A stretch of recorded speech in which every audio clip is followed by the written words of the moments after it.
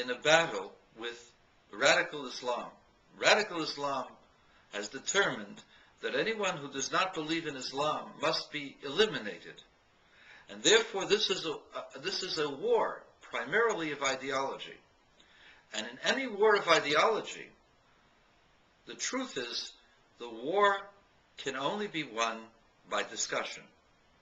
You cannot defeat people, you can kill all of them, but God has created so many people that don't agree with the Quran that Islam will never be able to destroy all of them. So the radical Islamists concentrate on the Jews because they're much smaller, much easier to identify. We don't want to be killed. We're not looking to be eliminated. And we're not looking to have a battle with 1.4 billion or 1.5 billion Muslims. It's insanity. And we have no reason to fight with them. Well, you took Islamic land. No, we didn't. We took the land that was given to us, to our father Ibrahim, and promised to Ishaq, and promised to Yaqub. And this is the land that was given to them. The fact that we were exiled from the land, we were also promised by the same apostles, by the same prophets, that Islam honors, that God will restore us, return us to that land. We have not taken any Arab land. We don't want any Arab land. We want the land of our fathers, the land of Israel, whose borders are defined in the Torah, which precede Muhammad by over 2,000 years. We never laid claim to the land of Arab, the land of Ishmael. We never laid claim to the lands of Edom, to Esau. We never laid claim to the lands of Midian. All of these lands being in the Arabian Peninsula and to the east of ancient Israel. There were lands that were conquered in battle by King Dawood, but they were not from the Arab and they were not from Islamic people. They were people who were idolaters. Those lands also belong to the people of Israel. But we don't fight with the people of Islam, for you see, the restoration of those lands that Dawood and Suleiman had expanded to, those lands will only be restored to us with the coming of the Messiah. If the Messiah will come, then you'll agree. If he won't come, we won't fight for it. So there's no problem. We're not fighting with the Muslims. We have no argument with Muslims. We love the Muslims. They are our cousins, our brothers.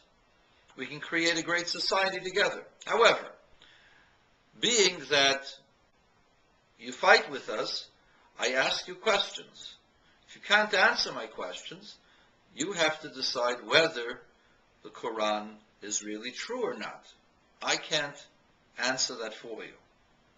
In chapter 25, verse 53, Muhammad says that God has made two seas, one salty and one pure. Now, I don't know what you're thinking. Maybe you think that there lies underneath the ground huge underground seas that are as great as the oceans. By now, scientists have a pretty good handle as to how large the water supply is in the world. And let me make it very, very clear to you. I'm not a scientist. I just take this information, as you can easily from an encyclopedia. Of the world's water, only 1% is groundwater or rainwater that is found in lakes and in other places. 99% of the world's water exists in the oceans and in the glaciers of Antarctica. 97.2% of the world's water is salt water. 1.8% is in glaciers, most of them in Antarctica. The rest, which is 1% of the world's water, is in groundwater, lakes, rivers, streams, and underground aquifers. there is no two sets of seas separated by any kind of barrier. There are places where the salt water is filtered from the salt, and the regular water, pure water, rises to the top, and the salt water stays at the bottom. But there is no barrier between two seas. They're not even close. You can't even call all of the groundwater, the lakes, the rivers, and the underground aquifers, which are much less than 1% of all of the Earth's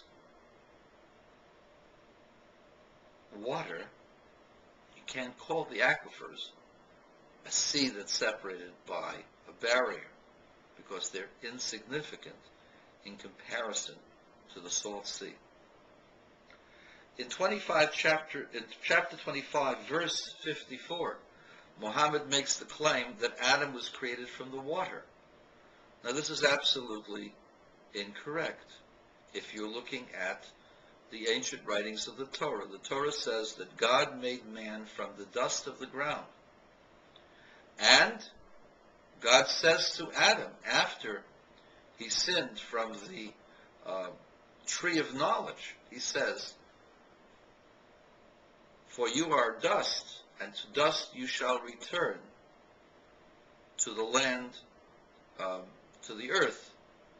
And the earth is cursed until that time, for you will have to work the earth by the sweat of your brow, and only then shall you be able to eat bread." So God said, you are dust, and to dust you shall return. And it says clearly, God created man from the dust.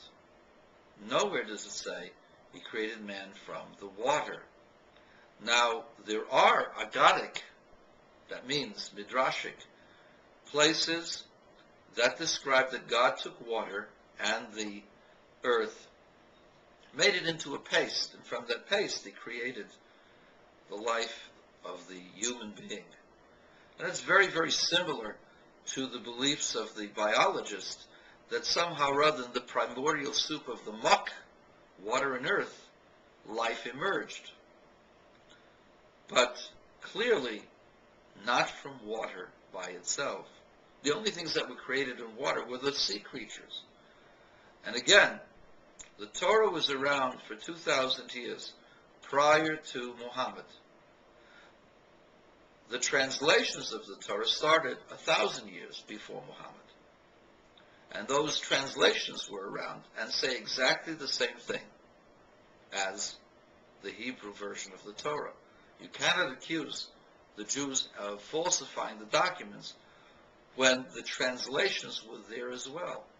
Certainly the Jews of 1,000 years before Muhammad did not know Muhammad would come upon the earth.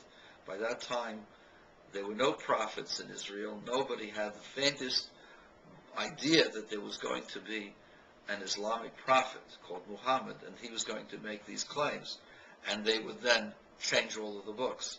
And that's ridiculous. Another thing you must realize is the internal structure of the Torah is very, very precise, and every word and every letter is counted. And in fact, there are people using computers see how exact every position of every letter is. Changing water, dust to water, would have confused all of the various components that are found in putting the words and the letters of the Torah together. So this is absolutely inane. Another nail